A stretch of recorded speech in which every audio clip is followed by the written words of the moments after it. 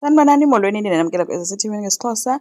uSibongile ubonakala eme nokwenzo ecaphuka emphushela phaa kude akafuni naloo hug yakhe nakakade ukwenza uyabuza kuba sekwenzeke ntoni. Yatsho kuSibongile into yoba wena undimoshele izinto ekhaya because ngoku utatam akasafuni nondithethisa, akakwazi nokundijonga kuba wena wahamba waya ekhaya wothetha notata. Uthi okwenza mna ndandisenzela into yoba utata akwazi ukundithemba because ndifuna ukwenza izinto rayithi mna njengangoku. Uthi omnye ke bukela ke ngoku indlela esekonakele ngayo. Utata uthi kwaloo mali mandiyibuyisele back, akayifuni imali yakwaDlamini. Kwenza ukuthe ke hayi ndiyacela izinto zizolunga, ndicela undithembe. Umxelele futhi into yoba ke ngoku uzohamba ayohlala eXhopo ngoba uzoyovula eMgazini. Uthi ufuna uwina uthando lukatata wakhe. Kanti ke usamke ubalindele vele ke eXhopo, ubencokola noVuma efika phaa ehamba noNtombela ebaxelela into yoba ulindele abantu bakwaDlamini. So uVuma besizibuza into yoba azi uba bazothi na ke ngoku.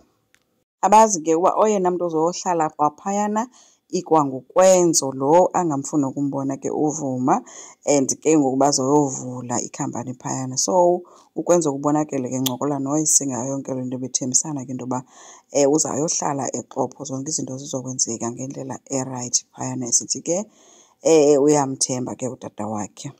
Usamke ke nibonakala ehleli noVuma besitya and ethetha ngale nto kaSibongile.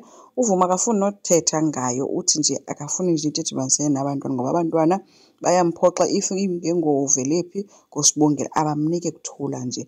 Kodwa usamke uthetha uba akho nento encinci eyenza uba uziqhenye ngoSibongile. Watsho ethi uSibongile ngumntana osmart, usebenza nzima, uyazimisela. And ngoku ulahlekelwe yibhasari kodwa still unayo uplan B kuyo yonke loo nto leyo. Watsho ethi why ke wena wenza ingathi zange waba kule age kaSibongile, and nathi zange sivele sibe ngaka, nathi sizenzile ii-mistakes zethu, myeke naye enze zakhe. uVuma yena uthi usamke nje uyamthethelela uSibongile and uyacela ayeke ukumkhuthaza ngayo yonke le nto lena. Bekade ihleka ke le nto. Uthi ke ufuna uSibongile eze kuye ezozithoba azocela uxolo ngayo yonke into. uSamke uvele waphakama ke guys, wamshiya apho esabuza uba hayibo awusatyi na. Wathi uSamke andikwazi ukutya nabantu mna aba-perfect. Kwelinye icala kuSibongile ubhizi ubalisela uzama ngayo yonke into eyenzekayo phakathi kwakhe notatakhe, and uZama uyatsho ke into yoba hayi utatakhe akakho fair. uSibongile ukuthi uzoyibuyisela back imali. Uthe uZama no, if uzobuyisela le mali bangaphi abantwana barhalela ukufumana le mali uyifumeneyo wena Sibongile, and okumnandi wena uzukweleta sikolo xa ngabe wabhatala le mali. So ngoku loo nto ithi if uyibuyisela le mali back uzoqala phantsi uyofuna imali i-financial aid, uyomeza lines eziphaa zinikwa ngabantu bonke, okungenzeka uyifumane okanye ungayifumani naloo mali.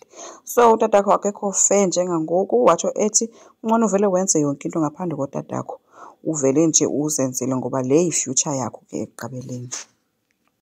So ukwenziwa ke naye ufikile esikolweni ezobona uSibongile ethi uzobhabhayisa uya eXhopo. uSibongile uthuka into yoba kanti benyanisile na. Ukwenza ukuthe kaloku ewe yena ufuna uyawusebenzela le ukwenzela utata wakhe azokwazi ukumthemba, futhi ufuna uwina nje uthando lukatata kaSibongile. Wathi ekuncamisa ke umntu wakhe ethi ke uzomkhumbula and uyamthanda. Ukanti ke unjengaye yena ufikile ke kwaSamke eXhopo, apho ke afike watsho into yoba uyayivuma into yoba iMgazini yavalwa and ukuvalwa kwayo yabahlukumeza abantu baseXhopo kakhulu. Babe bevuma ke nokhuzwayo into yoba yes kunjalo.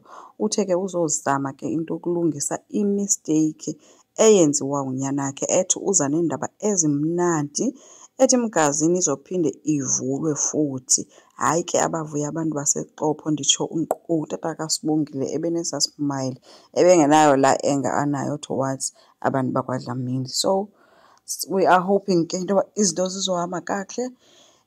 Mhlawumbi uzotsho akwazi nokumthemba kokwenza ngoba nguye ozobe rana iMgazini.